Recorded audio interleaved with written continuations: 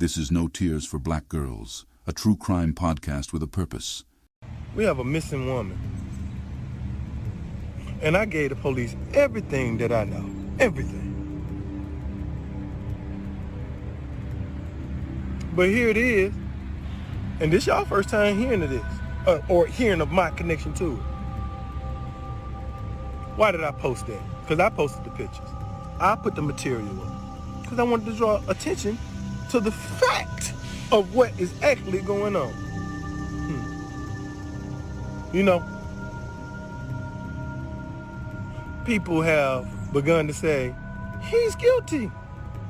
I'm guilty. Why am I guilty? And let me remind you, I put the information up there. You ain't heard shit about me. I posted it. He's guilty. Why? He has felonies. He did things in the past. Yeah, I did some burglary when I was younger, and I sold drugs when I was younger, and I went to prison too.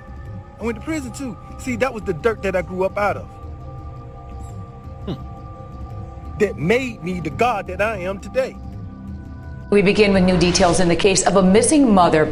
Leila, this morning, the only suspect arrested in connection to the case is now facing new charges. That young mother, Leila Cavett, disappeared in late July and has never been found. And CBS 4's Brooke Schaefer is live at the Broward County Jail. That's where the suspect is still being held this morning. Leila Cavett took one last deep breath before she started her car. Despite the heat of the morning, she shivered as her anxiety surged, like a wave threatening to pull her out to sea. The air conditioner of her white Chevy Silverado 3500 pickup truck hummed as the truck roared to life, and she glanced at the baby on board sign in the passenger window. Leila felt comforted and secure after saying goodbye to her family the night before. They all had a feeling that they would never see her again. Despite her reluctance, she was driving her son to Florida from Georgia. Leila had promised her family that she would be back in a few days. She knew that if she was gone any longer, they would become suspicious. She had a premonition of something bad and had to get to Florida ASAP to evade it. The truck crept out of the driveway, and Leila watched the neighborhood pass by, her heart heavy with sorrow. She accepted she'd never see it again. She glanced back at her son, who was wide-eyed and silent. He seemed to sense the tension that filled the air. Leila had driven for hours, trying to ignore the sick feeling in her stomach as they passed through Georgia and into Alabama. She kept her speed steady, not wanting to draw too much attention to herself. Now and then, she glanced in the rearview mirror, expecting to find someone following her.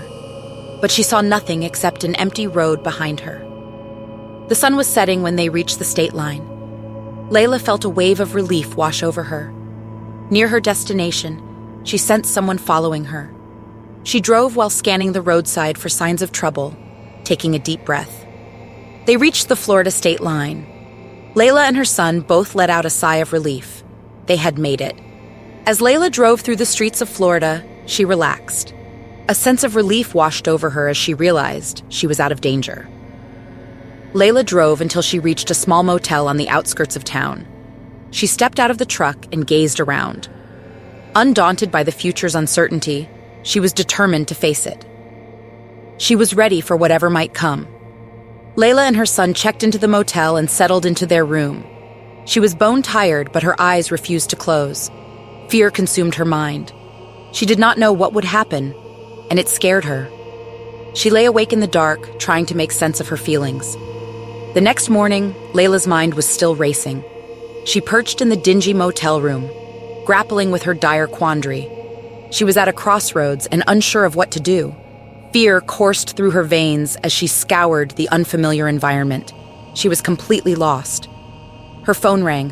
Her sister stood before her. Leila answered the call, her heart racing. Her sister's fearful voice made her anticipate the worst instead of a minor mistake.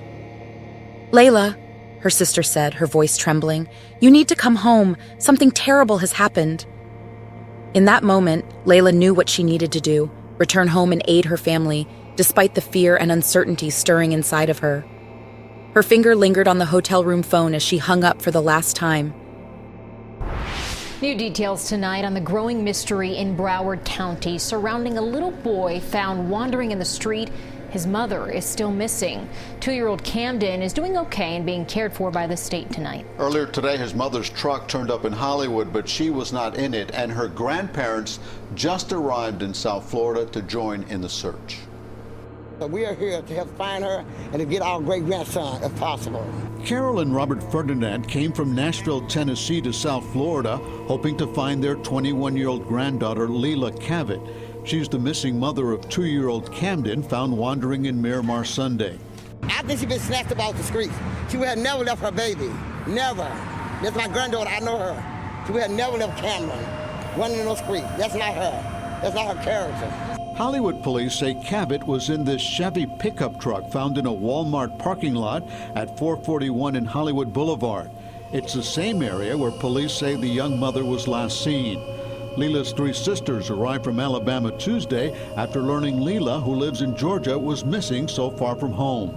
That's the biggest question we have, is why she was in Florida. We don't know. That is the biggest mystery of this entire situation. 2-year-old Camden was found wandering alone outside a Miramar apartment complex. Family members are happy the baby is all right. Now they're hoping the same is true of Leila. I love her very much, and I just want us to come home safe. And I'm a criminal. And I was the last one to see the girl, so automatically, I got something to do with it. Thank you, America. Prove my point. Never mind what I've been doing for the last 6 years of my life since I've been out of prison. Never mind the time, the energy, and the effort that I've dedicated to helping people, healing people. How many of y'all have I talked to personally, one-on-one, cried with you?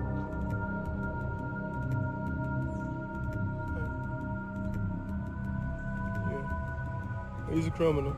Lock him up. He did it. Uncover the facts in our upcoming episode and those that follow by tuning into No Tears for Black Girls, a true crime podcast with a purpose. Subscribe now via your favorite podcast platform.